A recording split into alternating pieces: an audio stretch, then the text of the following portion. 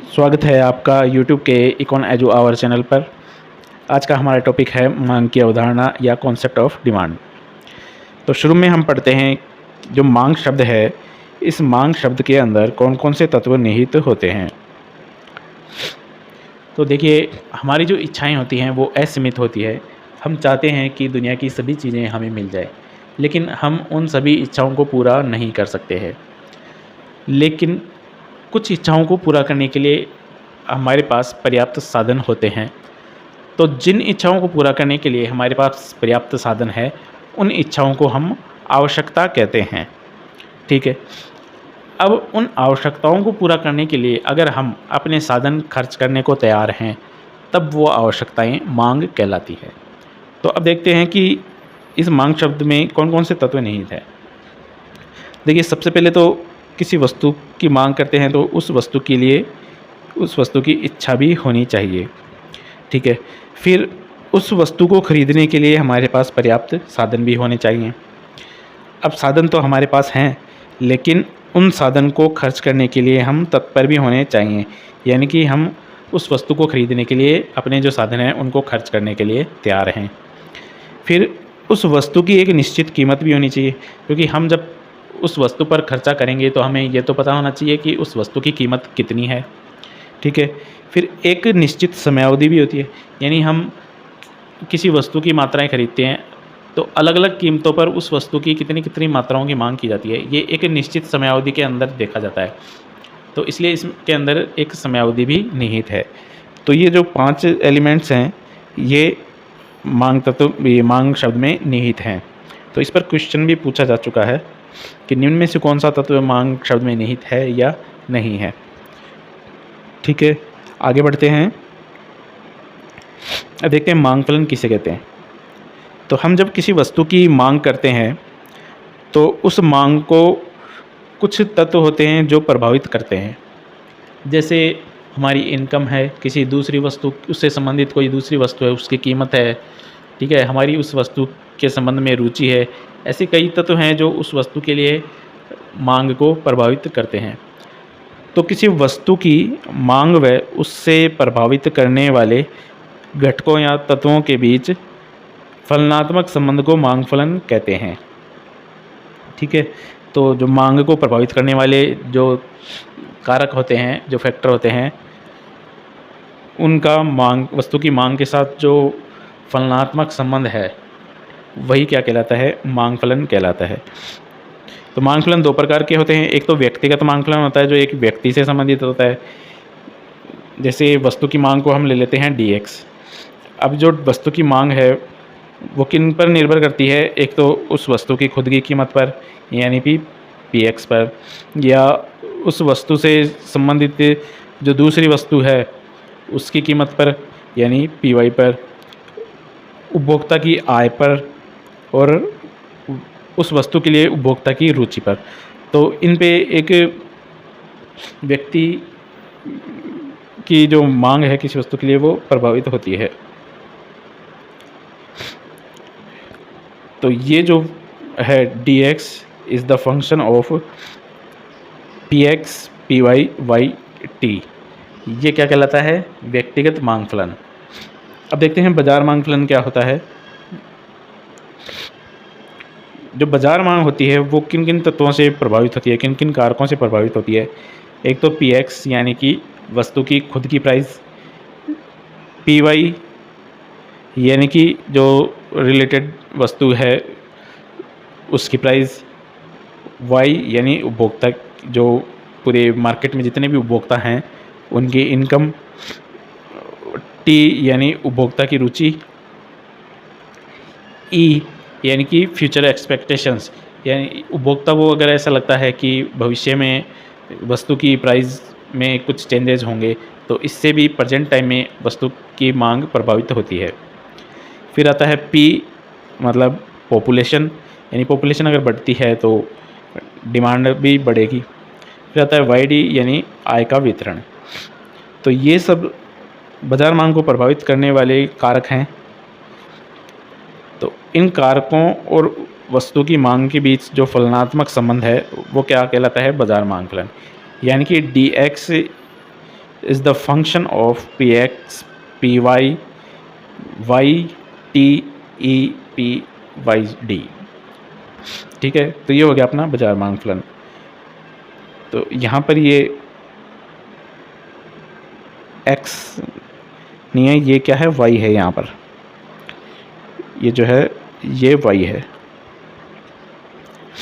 अब देखते हैं मांग को निर्धारित करने वाले तत्व, यानी जो मांग फलन के अंदर जो भी कारक देखे हैं हमने, उनको हम अलग अलग देखते हैं।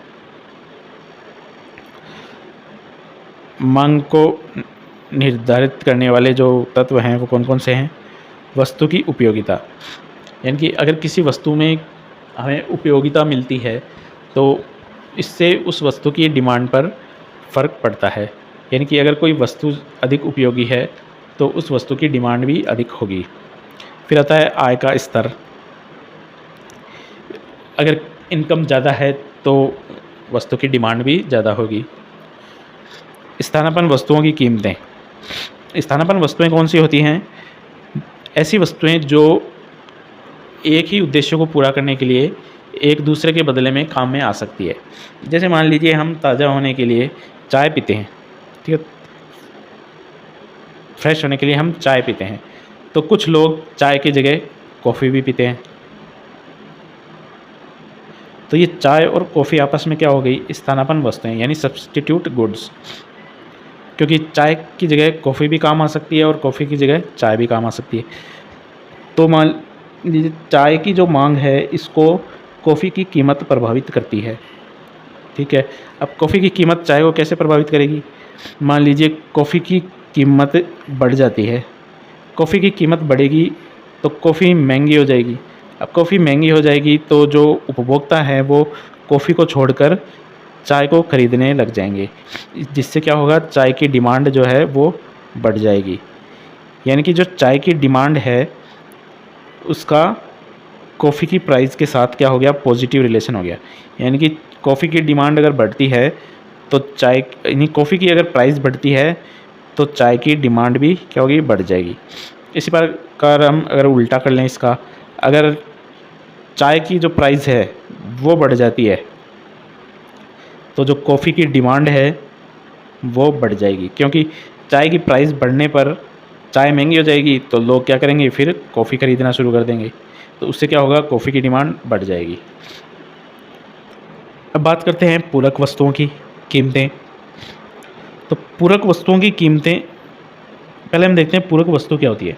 पूरक वस्तुएं वे वस्तु होती हैं जो एक ही उद्देश्य को पूरा करने के लिए एक साथ काम में आती हैं। जैसे हमें कहीं जाना हो तो हम कार या बाइक का इस्तेमाल करते हैं, तो उसके लिए हमें साथ में पेट्रोल या डीजल की भी ज़रूरत पड़ेगी। तो कार और पेट्रोल, कार या पेट्रोल, ये क्या हो गई? पूरक वस्तुएं। यानी कि अगर कार की कीमत है, ठीक है, वो कम हो जाती है तो उससे क्या होगा? कार की डिमांड बढ़ेगी। कार की डिमांड बढ़ेगी तो साथ साथ पेट्रोल या डीजल की डिमांड भी बढ़ेगी। तो हम क्या देखते हैं? कार की कीमत और पेट्रोल की डिमांड में विपरीत संबंध है। यानी कार की कीमत कम हुई, पेट्रोल की डिमांड बढ़ गई। और डिमांड क्यों बढ़ी? क्योंकि कार की डिमांड बढ़ी है। तो इसलिए पूरक वस्तुओं में क्या होता है? आपस में विपरीत संबंध होता है। पूरक वस्तुओं की कीमतें और मांग में विपरीत संबंध होता है। फिर देखते हैं उपभोक्ता की रुचि या फैशन। तो उपभोक्ता की रुचि या फैशन किसी वस्तु के प्रति बढ़ जाता है तो उस वस्तु की मांग बढ़ जाएगी। फिर है भविष्य में कीमत परिवर्तन की आशा। जैसे आज का टाइम है, आज हमें ये लग रहा है कि भविष्य में वस्तु की कीमत जो है वो बढ़ जाएगी, काफ़ी बढ़ जाएगी। तो हम क्या करेंगे? प्रेजेंट टाइम में उस वस्तु की अधिक मात्रा खरीद लेंगे ताकि भविष्य में वो काम आ सके, है ना, हमें भविष्य में महंगी कीमत पर ना खरीदना पड़े। या फिर ऐसा हो कि हमें पता चले कि भविष्य में वस्तु सस्ती होने वाली है, तो हम क्या करेंगे? प्रेजेंट टाइम में उस वस्तु की मांग कम कर देंगे, यानी उस वस्तु को कम खरीदेंगे, क्योंकि हम ये सोचेंगे कि भविष्य में हम उस वस्तु को खरीद लेंगे। तो उससे क्या होगा, उस वस्तु की मांग प्रेजेंट टाइम में घट जाएगी। इसी प्रकार जनसंख्या है, तो जनसंख्या बढ़ेगी तो वस्तु की जो डिमांड है वो भी बढ़ जाएगी। आय का वितरण, तो आय का वितरण में जैसे जो असमानताएं होती है, आय असमानताएं, तो अगर जो इनकम है वो अमीरों के पास ज़्यादा है तो उससे क्या होगा कि जो विलासिता की वस्तुएं होती हैं उनकी डिमांड अधिक होंगी। या आय का वितरण समान है तब क्या होगा, जो उपभोग वस्तुएं होती है, एक जनरल जो सामान्य व्यक्ति के लिए जो वस्तुएं होती हैं उनकी डिमांड ज़्यादा होगी। ठीक है, तो अब हम इनको अगर रिलेशन के रूप में देखें तो वस्तु की उपयोगिता बढ़ती है तो वस्तु की डिमांड भी बढ़ती है, यानी पॉजिटिव रिलेशन है। आय का स्तर बढ़ता है तो वस्तु की डिमांड भी बढ़ती है, इनमें भी पॉजिटिव रिलेशन है।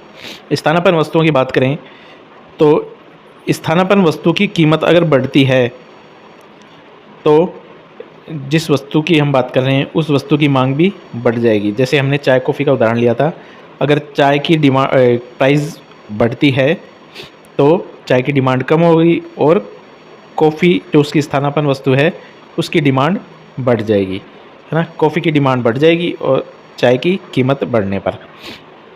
पूरक वस्तुओं की बात करें तो अगर पूरक वस्तु की कीमत बढ़ती है तो क्या होगा, उस वस्तु की डिमांड क्या हो जाएगी, कम हो जाएगी।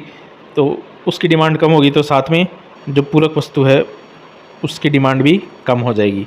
यानी कि पूरक वस्तु में कैसा रिलेशन है, पूरक वस्तु की कीमत और मांग में ऋणात्मक संबंध है, यानी नेगेटिव रिलेशन है। रुचि और फैशन में अगर रुचि बढ़ती है तो डिमांड भी क्या हो जाएगी, बढ़ जाएगी। भविष्य में कीमत परिवर्तन की आशा, तो अगर फ्यूचर में हमें कीमत बढ़ने की अगर एक्सपेक्टेशन लग रही है तो प्रेजेंट टाइम में वस्तु की जो डिमांड है वो बढ़ जाएगी। और अगर हमें लग रहा है कि भविष्य में जो कीमत है वो कम होगी, है ना, कीमत अगर कम होगी तो प्रेजेंट टाइम में उस वस्तु की डिमांड घट जाएगी, यानी इसमें भी क्या हो गया, पॉजिटिव रिलेशन हो गया। फिर जनसंख्या की बात करें तो जनसंख्या बढ़ती है तो डिमांड बढ़ेगी, यानी कि पॉजिटिव रिलेशन है। आय वितरण में अगर आय का समान वितरण है तो इसमें तो चलो ये कुछ अलग बात है, इसमें तो अलग अलग वस्तुओं की डिमांड अलग अलग हिसाब से बढ़ेगी, क्योंकि आय अगर असमान वितरण है, अमीरों के पास इनकम ज़्यादा है तो विलासिता की वस्तुओं की डिमांड बढ़ेगी, और आय का अगर समान वितरण है तो जो जड़ सामान्य उपभोग वस्तुएं हैं उनकी डिमांड ज़्यादा बढ़ेगी। ठीक है, तो ये थोड़ा अलग कॉन्सेप्ट है, तो ये इनके बीच में संबंध हो गए। चलते हैं नेक्स्ट, व्यक्तिगत मांग अनुसूची यानी इंडिविजुअल डिमांड शेड्यूल। देखो, अन्य बातें समान रहने पर, तो मांग अनुसूची में हम क्या देख रहे हैं, एक वस्तु है उसकी कीमत का उस वस्तु की मांग मात्रा पर पड़ने वाले, मतलब अलग अलग मांग मात्राएं। ठीक है, यानी कि एक वस्तु की कीमत और उस कीमत पर वस्तु की अलग अलग मांग मात्राएं। तो अब हम क्या करेंगे, सिर्फ उस वस्तु की कीमत को तो परिवर्तनशील रखेंगे और जो बाकी सभी मांग को निर्धारित करने वाले तत्व हैं, जो ये बाकी सभी तत्व हैं, इनको हम क्या कर लेंगे, स्थिर मान लेंगे। तो इनको हम स्थिर मान लेते हैं तो उसको क्या बोलेंगे हम, अन्य बातें समान रहने पर। अन्य बातें समान रहने पर यानी कि अन्य बातें समान हैं, केवल जो वस्तु की प्राइस है, वस्तु की खुद की प्राइस है, सिर्फ वो परिवर्तनशील है। इसमें एक ऑप्शन ये भी आएगा, वस्तु की खुद की कीमत, वो इसमें लिखा नहीं है। वस्तु की खुद की कीमत, अगर वस्तु की खुद की कीमत कम होती है तो वस्तु की डिमांड है वो क्या हो जाएगी, बढ़ जाएगी। ठीक है, देखते हैं मांग अनुसूची क्या होती है। अन्य बातें समान रहने पर एक निश्चित समय में एक व्यक्ति किसी वस्तु की अलग अलग कीमतों पर जिन मात्राओं की मांग करता है उसको प्रदर्शित करने वाली अनुसूची या सारणी व्यक्तिगत मांग अनुसूची या सारणी कहलाती है। जैसे एक निश्चित समय अवधि ली है हमने, ठीक है, उस निश्चित समय अवधि में वस्तु की कीमतें परिवर्तित होंगी, वस्तु की कीमत कभी कम होगी कभी ज़्यादा होगी। तो मान लेते हैं वस्तु की कीमत कम हो रही है ना, हम ये मान लेते हैं। अब उस समय अवधि में वस्तु की कीमत धीरे धीरे कम होती जा रही है। अब उस वस्तु की कीमत जैसे जैसे कम होती जा रही है, उस वस्तु की डिमांड भी वैसे वैसे बढ़ती जा रही है। जैसे वस्तु की कीमत थोड़ी कम हुई तो वस्तु की डिमांड थोड़ी और बढ़ी, वस्तु की कीमत और कम हुई, वस्तु की डिमांड और बढ़ी। तो इस प्रकार अलग अलग कीमतों पर वस्तु की जो अलग अलग मात्राएं खरीदी जाती हैं, है ना, तो उनको अगर हम एक सारणी में प्रदर्शित करें या एक अनुसूची में प्रदर्शित करें तो वो क्या कहलाती है, मांग अनुसूची। और ये जो डाटा है वो एक व्यक्ति का हो तब वो अनुसूची क्या कहलाएगी, व्यक्तिगत मांग अनुसूची। इसी प्रकार होती है बाजार मांग अनुसूची, है ना। तो बाजार मांग अनुसूची में हम क्या करते हैं, अन्य बातें तो समान है ही, यानी कि वस्तु की खुद की कीमत के अलावा और जितने भी जो फैक्टर्स हैं मांग को प्रभावित करने वाले वो सभी स्थिर है, केवल वस्तु की खुद की कीमत परिवर्तनशील है। तो इस कंडीशन में बाज़ार में जितने भी उपभोक्ता हैं उन सभी की जो डिमांड है ना, अलग अलग कीमतों पर उन सभी की जो डिमांड है उनका हम क्षैतिज योग कर लेते हैं। जैसे हम सारणी में देखें, 20 रुपये कीमत पर जो पहला उपभोक्ता है वो तो 1 इकाई की डिमांड करता है, दूसरा उपभोक्ता है वो 2 इकाई की डिमांड करता है। तो अब अगर हम सिर्फ इतना देखें इसका, सिर्फ एक उपभोक्ता का, तो ये तो क्या होगी, व्यक्तिगत मांग अनुसूची। अब हम देख रहे हैं बाजार मांग अनुसूची, तो हम क्या करेंगे, जितने भी उपभोक्ता हैं, तो यहाँ पर हमने माना है सिर्फ बाज़ार में 2 उपभोक्ता हैं, उन दोनों उपभोक्ताओं की मांग को हम जोड़ देंगे। जैसे 20 रुपये पर ए उपभोक्ता की तो 1 इकाई मांग है और बी उपभोक्ता की 2 इकाई मांग है, तो अब इनको हमने जोड़ दिया, टोटल कितनी होगी, 3 इकाई। यानी कि 20 रुपये कीमत पर जो वस्तु की बाज़ार मांग है वो कितनी है, 3 इकाई। इसी प्रकार 18 रुपये कीमत पर जो बाज़ार मांग है वो 2 + 3 यानी कि 5 इकाई है। 16 रुपये कीमत पर 3 + 4 यानी कि 7 इकाई है। और 14 रुपये कीमत पर बाज़ार मांग कितनी है, 4 + 5 यानी 9 इकाई। तो ये जो अपनी है ये कीमत और ये मांग, ये क्या है, अपनी बाज़ार मांग अनुसूची। यानी कि ये जो सारणी बनी है वो क्या है, बाज़ार मांग अनुसूची।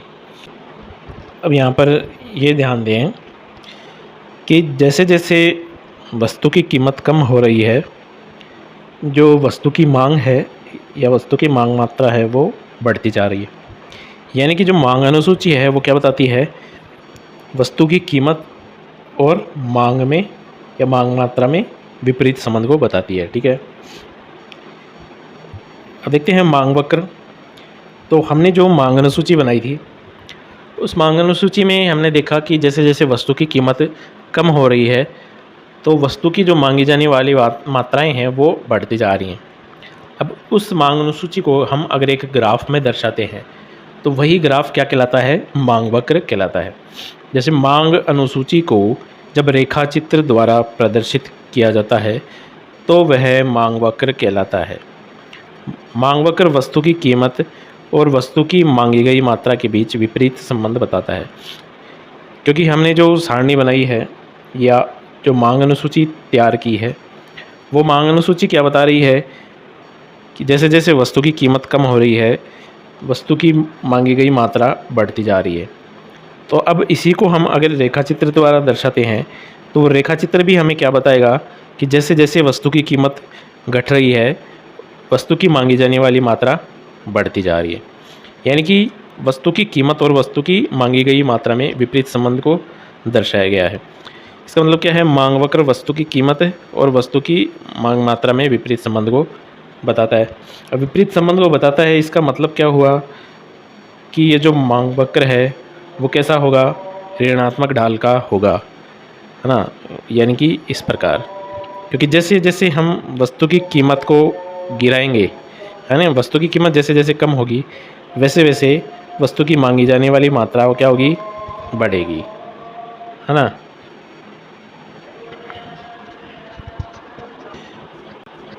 तो अब जो कीमत है वो तो घट रही है और मांग मात्रा बढ़ रही है, तो इस कारण जो मांग वक्र है वो बाएं से दाएं गिरता हुआ होगा। तो ये जो साइड है वो तो क्या है, लेफ़्ट साइड है, यानी बाएं साइड। और ये जो साइड है वो कौन सी साइड है, राइट साइड यानी दाएं। तो ये लेफ़्ट से राइट की साइड क्या हो रहा है, नीचे की ओर गिरता हुआ है। ठीक है। मांग वक्र भी क्या होता है, दो प्रकार का है, एक तो व्यक्तिगत मांग वक्र और बाजार मांग वक्र। तो व्यक्तिगत मांग वक्र वह मांग वक्र है जो किसी वस्तु की विभिन्न कीमतों पर एक उपभोक्ता द्वारा उस वस्तु की मांगी गई मात्राओं के विभिन्न संयोगों को प्रकट करता है। यानी कि जो एक उपभोक्ता है वो वस्तु की अलग अलग कीमतों पर वस्तु की अलग अलग इकाइयों की मांग करता है।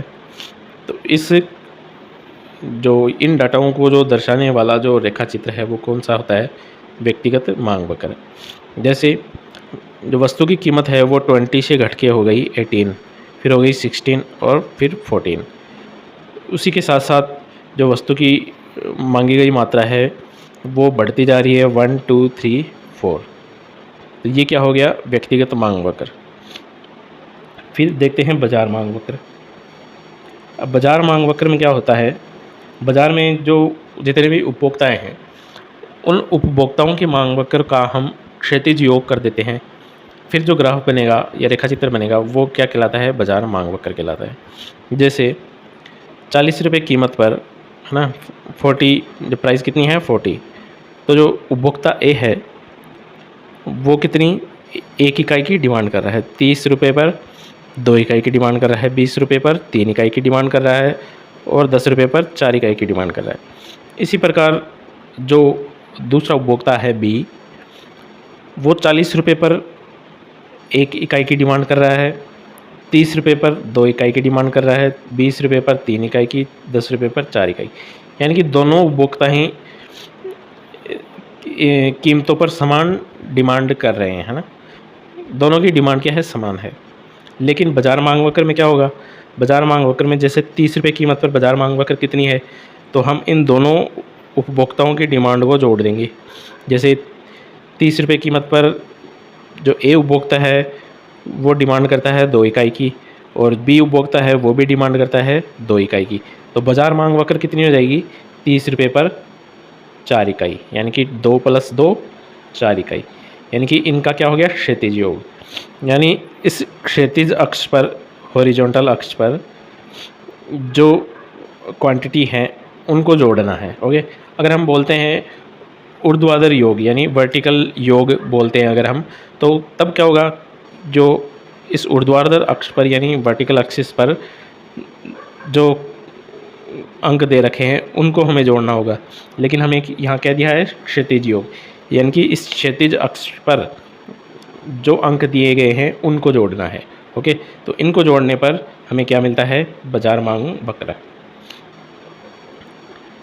अब देखिए, बाजार मांग वक्र व्यक्तिगत मांग वक्र की तुलना में कम ढाल वाला होता है। क्यों, देखिए जैसे 40 रुपये कीमत पर पहला उपभोक्ता 1 इकाई की डिमांड करता है और दूसरा उपभोक्ता भी 1 इकाई की डिमांड करता है। लेकिन जब हम बाजार मांग वक्र निकालेंगे तब क्या होगा, ये 1 और 1 दोनों जुड़ जाएंगे और 40 पर कितना हो जाएगा, 2 इकाई, है ना। इसी प्रकार यहाँ 30 पर कितना है, 2 इकाई है, यहाँ पर भी 30 पर 2 इकाई है। लेकिन बाजार मांग वक्र में कितना हो जाएगा, 2 + 2 यानी कि 4 इकाई। तो इस वजह से ये जो बाजार मांग वक्र है वो क्या होता है, इस व्यक्तिगत मांग वक्र की तुलना में थोड़ा कम ढाल वाला होता है ना, इसका स्लोप थोड़ा कम होता है। फिर आगे देखते हैं। अब है मांग के प्रकार। तो पहली जो अभी तक हम देख रहे हैं वो कौन सी है, कीमत मांग, यानी कि वस्तु की खुद की कीमत का उस वस्तु की खुद की मांग मात्रा से संबंध जो दर्शाता है वो क्या है, कीमत मांग है। फिर है आय मांग, यानी उपभोक्ता की आय का उस वस्तु की मांग के साथ संबंध, वो क्या कहलाती है, आय मांग कहलाती है। फिर आती है तिरछी मांग या क्रॉस डिमांड। इसमें क्या होता है, जो पहली जो वस्तु है, मतलब जिस वस्तु की हम बात करें उस वस्तु की मांग उस वस्तु से संबंधित जो दूसरी वस्तु है उसकी कीमत से क्या संबंध है ना। पहली वस्तु की मांग का जो दूसरी संबंधित वस्तु है उसकी कीमत से जो संबंध है वो क्या है, तिरछी मांग कहलाएगी। तो इसको भी आगे डिटेल से पढ़ेंगे। अन्य मांग होती हैं जिसमें आएगी एक तो संयुक्त मांग, व्युत्पन्न मांग, सामूहिक मांग। तो अब इनको थोड़ा डिटेल से पढ़ते हैं। पहली है अपनी कीमत मांग। अन्य बातें समान रहने पर, जैसे अपना जो मांग फलन है, डिमांड फंक्शन है ना, उसमें हम ले जैसे f, ये फंक्शन किसका है, px, py और y, जैसे इन 3 चीज़ों का मान ले फ़िलहाल। यानी कि जो वस्तु की मांग है वो किस पर निर्भर करती है, वस्तु की खुद की कीमत पर, संबंधित वस्तु की कीमत पर और उपभोक्ता की आय पर। तो अन्य बातें समान रहने का मतलब है कि हमने सिर्फ इस वस्तु की कीमत को परिवर्तनशील माना है और जो बाकी जो फैक्टर्स हैं उनको हमने स्थिर माना है ना। ये जो बाकी प्रभावित करने वाले कारक हैं उनको हमने स्थिर माना है। स्थिर क्यों माना है, जैसे मान लीजिए 5 लोग मिलकर एक कार को या बस को धक्का लगा रहे हैं, ठीक है, तब ये बस थोड़ी आगे खिसकती है। अब ये बस आगे खिसकी तो इसमें हम ये बता सकते हैं क्या कि जो 5 हैं इनमें पहले व्यक्ति ने जो धक्का लगाया उससे कितनी खिसकी आगे, क्योंकि पाँचों ने मिलकर खिसकाई है ना। तो हम ये नहीं बता सकते कि सिर्फ एक व्यक्ति ने कितनी खिसकाई। तो हमें सिर्फ एक व्यक्ति का देखना है कि सिर्फ एक व्यक्ति ने कितना खिसकाया। तो हम क्या करेंगे, बाकी चारों को बोलेंगे कि आप ठहर जाओ, सिर्फ वो एक व्यक्ति है, सिर्फ वही बस को आगे धक्का लगाएगा।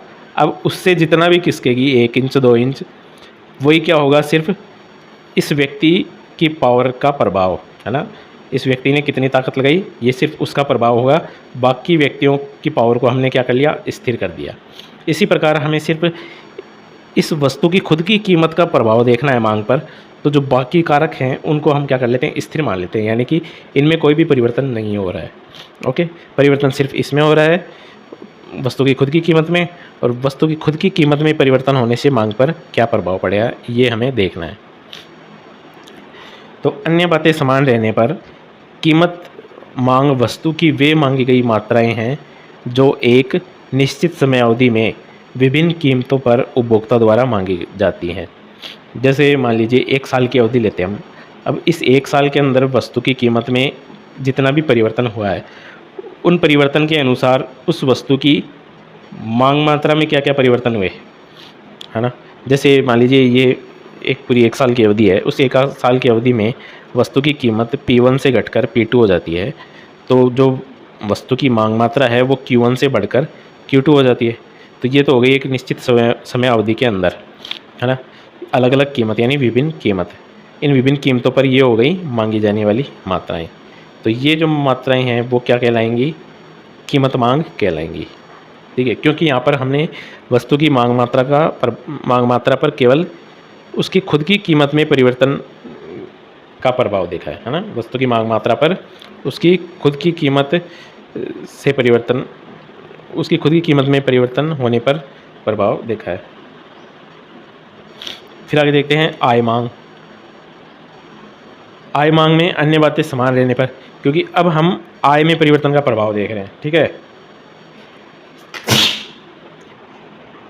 तो यहाँ पर हम जैसे मांग फलन लें, dx is function of px यानी वस्तु की खुद की कीमत, संबंधित वस्तु की कीमत और उपभोक्ता की आय।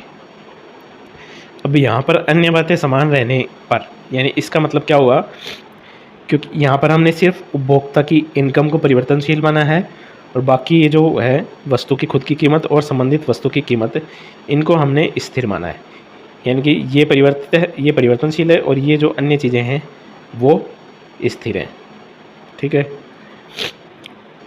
तो अन्य बातें समान रहने पर आय मांग वस्तु की वे मांगी गई मात्राएं हैं जिनकी उपभोक्ता निश्चित समय अवधि में अपनी आय के विभिन्न स्तर पर मांग करता है।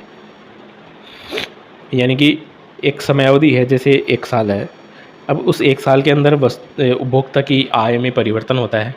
तो जब अलग अलग परिवर्तन होता है तो उन अलग अलग परिवर्तनों पर वस्तु की मांग में क्या प्रभाव पड़ता है ना।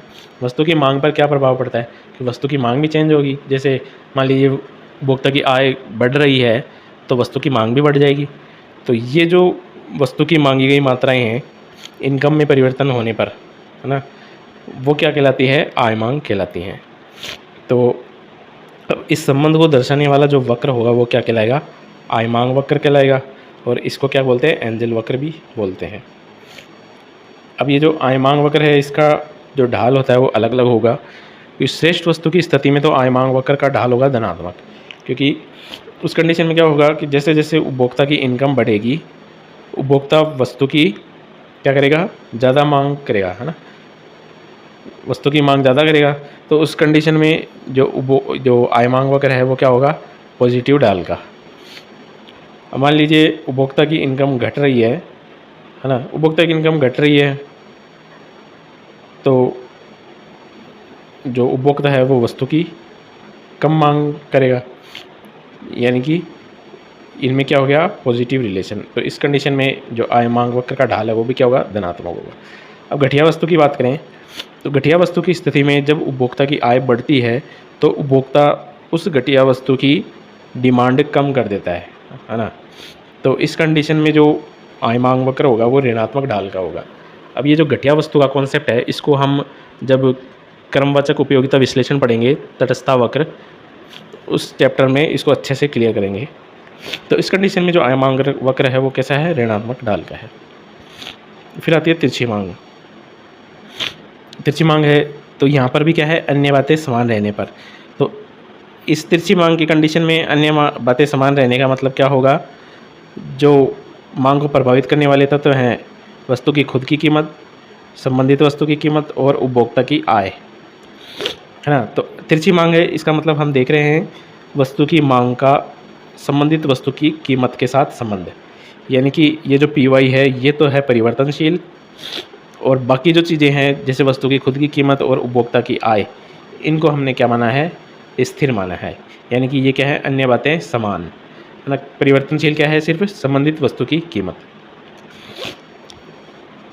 देखो, अन्य बातें समान रहने पर किसी वस्तु y की कीमत में परिवर्तन से उसके सापेक्ष x वस्तु की मांग में जो परिवर्तन होता है उसे तिरछी मांग कहते हैं।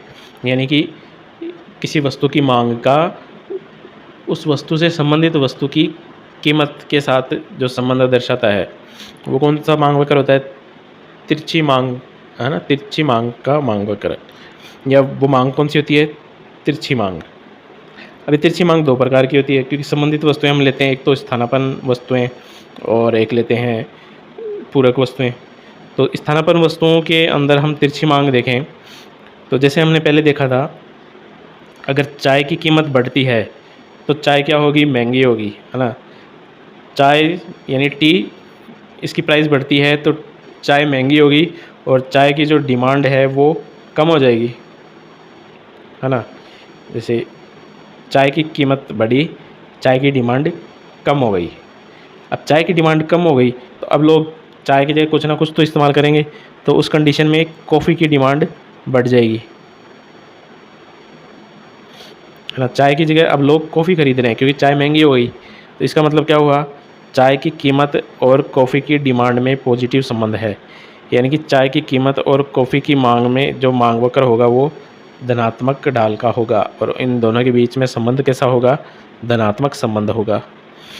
अब पूरक वस्तुओं की बात करें, पूरक वस्तुओं के लिए तिरछी मांग देखें तो अगर कार की कीमत कम होती है तो उससे क्या होगा, कार की डिमांड बढ़ जाएगी, है ना। कार की जो डिमांड है वो बढ़ जाएगी। अब कार की डिमांड बढ़ेगी तो उसके साथ साथ पेट्रोल डीजल की डिमांड भी बढ़ेगी।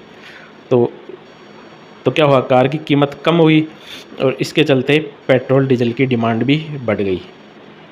तो इस कंडीशन में जो पूरक वस्तु है कौन सी, कार और पेट्रोल, है ना। तो इनके बीच संबंध कैसा हुआ, ऋणात्मक संबंध हुआ, और इनका जो मांग वक्र हुआ वो कैसा हुआ, ऋणात्मक ढाल का हुआ। ठीक है, अब देखते हैं अन्य मांगें। अन्य मांगों में पहली है संयुक्त मांग। तो ये जो मांग है वो एक तरह से पूरक वस्तु का ही रूप है, यानी जब एक ही उद्देश्य की पूर्ति के लिए एक साथ एक ही समय पर एक से अधिक वस्तुओं की मांग की जाती हो तो वह संयुक्त मांग कहलाती है। जैसे अपनी मांग क्या है कि हमें क्रिकेट खेलना है, तो अब क्रिकेट खेलने के लिए हमें बैट की ज़रूरत है ना। तो बैट की ज़रूरत है तो उसके साथ साथ हमें बॉल की भी ज़रूरत है, क्योंकि अकेले बैट से हम क्रिकेट नहीं खेल सकते। यानी जो अपना उद्देश्य है वो हम अकेले बैट से पूरा नहीं कर सकते, हमें बॉल की भी ज़रूरत पड़ेगी। तो अगर बैट की डिमांड बढ़ती है तो साथ साथ बॉल की डिमांड भी बढ़ेगी। इसी प्रकार मोबाइल है, मोबाइल हम ख़रीदते हैं तो उसके लिए हमें फिर सिम कार्ड की भी ज़रूरत पड़ेगी।